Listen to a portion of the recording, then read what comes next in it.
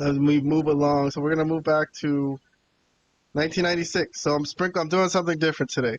I'm sprinkling in the retro stuff, a couple of segments here and there, and then we're gonna go back to our modern topics. I'm gonna cover Gunther and Jey Uso in a bit. But before we do that, we're gonna get back to our 1996 reviews. We're on September 1996. Sorry, this is wrong right here.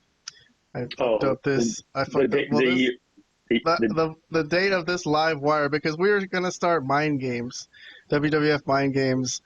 We watched the Raw before that. We reviewed that. It's on our channel. We also have a playlist I'm going to put in the description of everything we covered after SummerSlam. So we started doing WWF in 1996. We jumped in right after SummerSlam. So some things we jumped in the middle of, but that can't be helped. How can you help that? If you jump into any wrestling point, you're going to be jumping into the middle of some storylines. You know what I mean? Sure. So we managed and did our best to try to kind of catch up on it. So we're all the way up to Mind Games in September 22nd, 1996. This date is wrong. It's not February 22nd, September 22nd. But before it, on September 21st, there was a premiere episode of a show called WWF Livewire. I sent you guys this clip. I don't know if you guys saw it or not. Hold on. Yes. This is how it looked. This was them in a studio. And I guess Cornette is there and Sonny is there. This is from YouTube. I'm playing this off YouTube. And they're going haven't seen that guy in forever. Yeah, they're going to take like emails and stuff. Then Cornette and Sonny really jaw-jacking at each other the whole time. They put them together a lot. Do you think Cornette kind of feels like it's demeaning looking back on these tapes that he's in so many feuds with Sonny? No, I don't think so, because he was like he's the one who brought her into the business. I think he's the one who started her in wrestling. So I don't think. Did so. he? Is that true? Oh my god! Well, and Smoky Mountain. Yeah. Interesting. I didn't know that. All right, so that was that. I don't know. There wasn't much there. They took some faxes. Kind of an interesting idea for a show, but that is on YouTube. I'm gonna put a link to it in our blog posts of our episode 149 of the Malapert Smark Podcast official blog post. If you guys want to go check out that clip from the YouTube, you could go ahead. But we're gonna jump to the show itself. This is In Your House Mind Games. It's a pay-per-view. Back then, man, it costed $50 or something, or was it like $30? I think. I would think this since it's a 2-hour pay-per-view, would probably be a little less. But I don't know. I can't specifically. I don't know what this could have been. Maybe $40, $30, $35, $40. I don't know. I would think less than 50. This is in the mid 90s, so I think it's less than $50. But still, back then, for a little kid, where the hell are you gonna come up with $30? That's right. You'd have to work in the lunchroom. Break out your piggy bank. Shit, you'd have to volunteer to work nutrition and lunch in the lunchroom for like a month or something like that. No one was going to do that just to watch wrestling. It was either our parents bought it for us or we weren't watching it. That was the bottom line. You know what I mean? Because Stone Cold said so. I'm not going to say how I watched it, but it wasn't on any of those ways. But I don't know the statute of limitations. I don't want this to go out on YouTube, but let's just say I did. But you were literally 9 years old, but okay. That's funny. Oh, that's good. That's true. Well, then they'll arrest my parents. All right, so we have a blog post where we have reviewed this show already, this pay-per-view, but I'm going to go through the angles and the storylines in order and get our reviews from it and play some clips and I might play some promos, the videos of the matches. I'm probably not going to play the matches. But let's start with the first angle of the show. So Savio Vega gets revenge on Bradshaw and wins a Caribbean strap match. So, you know, you and me and Robert, we've been following this for, I think, a month, right? We've watched like 4 Raws since SummerSlam. Something like that, yeah. And Bradshaw has not been on any of the fucking Raws. His name is here, by the way, is Justin Hawk Bradshaw. Very interesting. I guess he had a different name in his earlier run in WWF. Yeah. But anyways, he had not been on any Raw. So maybe he was on Superstars or some other show. He was on other shows there, I'm sure. Okay, so this fool had not been on the main show for a whole month. And then on the pre-show, he's yapping and complaining that he's mad that he didn't get on the main show. and he attacks Savio Vega, who had just beat Marty Jannetty, right? And that's how this match came up out of nowhere. So what did you guys think of how they made that match all impromptu? Like all of a sudden, like you guys just opened the show. You didn't have the pre-show. You guys just had the main show. And all of a sudden there's Savio Vega and Bradshaw. Like what did you guys think? Like what the fuck? Where the hell did this come from? Yeah, I didn't know what prompted this match because I didn't remember seeing him on Raw. So I was like, what's going on here? Yeah, but there were plenty of times in wrestling history where they would have matches in pay-per-view, even pay-per-views that like opening matches or even second or third matches on the card that I didn't even know what the heck was going on in these. Like, why are these people feuding? Because maybe it happened on WCW Saturday Night, or I don't know what the whole WWF secondary show was. Like you said, Superstars maybe, or I don't know where else. So I wasn't really that surprised. It was what it was. It happens. It's not the end of the world. Well, okay, that's fine. It happens. But Bradshaw had not been on Raw the whole time, and now they're squeezing him into a pay-per-view opening match. I don't know. I didn't think it worked. But I mean, I can see them wanting to put his talent out there because he's really good in the ring. But it's kind of a lazy way to do it. They didn't have like any setup for it, and he hadn't been on the main show, like I said. But anyways, that's a fair point. This is the promo that Savio Vega cut before the match. So let's listen to Savio Vega, who is a kind of a prominent figure in this pay-per-view today. Let's take it out to Kevin Kelly along with Savio. Kevin, take it away. With Savio Vega, challenge issued, challenge accepted. You ready for the Caribbean strap match, Savio? Justin Hook. You want to be in a pay-per-view? You want to be in a WWF pay-per-view? You got it. You got it, Stinky Cowboy.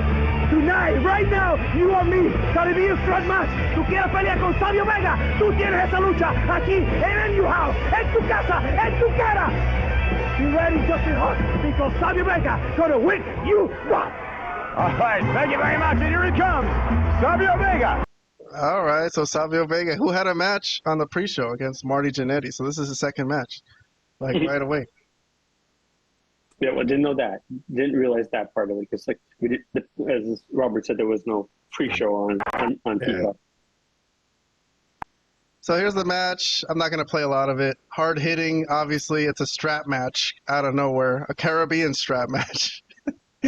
But interesting thing that happened during this match. So this is a separate storyline I listed it as, but it happened during this match, so I'll just mention it right now.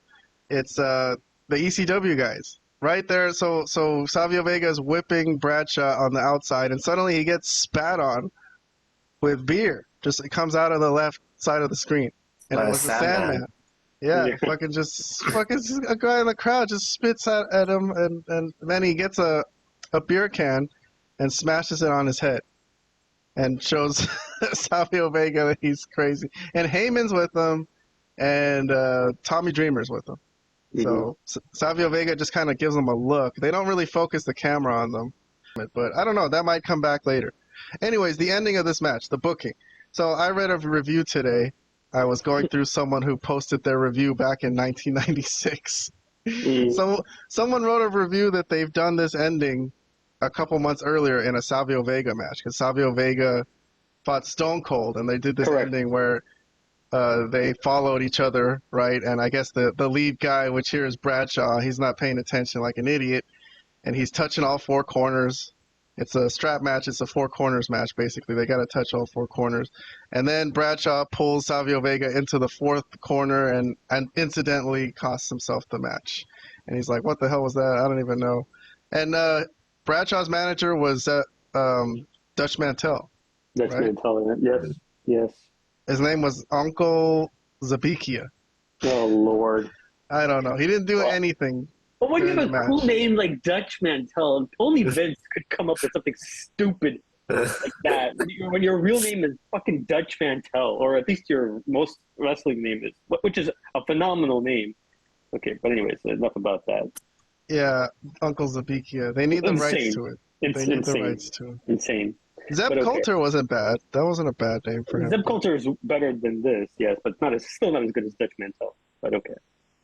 All right, so leaving the ring, Savio does look at that part where the ECW guys were there. It's like, kind of checking it out. Like, are they still here? But no. So that's the end of that. All right. Review. So you guys submitted some reviews on this earlier today. Let's see what we got. So the Savio Vega match. I gave it a thumbs down. I thought the booking was clunky. I didn't care for it. I didn't care for the idea of the match. Also, the review I read saying the Stone Cold Savio Vega strap match had the exact same finish. Yeah. Some viewers felt like, oh, do you think we're stupid? Do you think we would have forgotten that by now, like 4 months later? Come on. So, thumbs down from me. Indifference from Vlad. Indifferent from Robert. So, no thumbs down, but not really a good rating either. And then for the ECW stuff, before I get comments from you guys. So, the ECW guys making noise from the stands.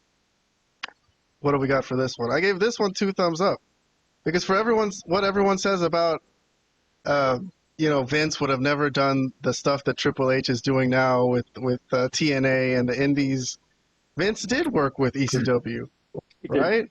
Yes. And NWA too. So I don't. Oh, you mean right? Yeah, but that was because the bastardized version of NWA. Yeah, it wasn't the but actual whatever. NWA at that point. Yeah. My point is, I like that the ECW guys showed up out of nowhere. Sandman just spitting on him, a beer and breaking a beer can in his head. Hell yeah, 2 thumbs up for me. I like this a lot. Vlad, thumbs up. Robert, thumbs up. Okay, so let me get some comments from. I guess I'll start with Robert. So this whole first segment, there was 2 things: the match, the Savio Vega match, and then the ECW guys from the stands. Anything you want to comment out of any of that? The floor is yours. Okay, I'll just keep it brief. I didn't really care much for the match. I didn't even know why it happened to begin with. The only thing interesting to me that happened during the match was the ECW attack. But but the commentators did mention that they're in Philadelphia, so it did make sense that they would be there. But otherwise, nothing else of note for this match. Vlad, you got any comments on all this?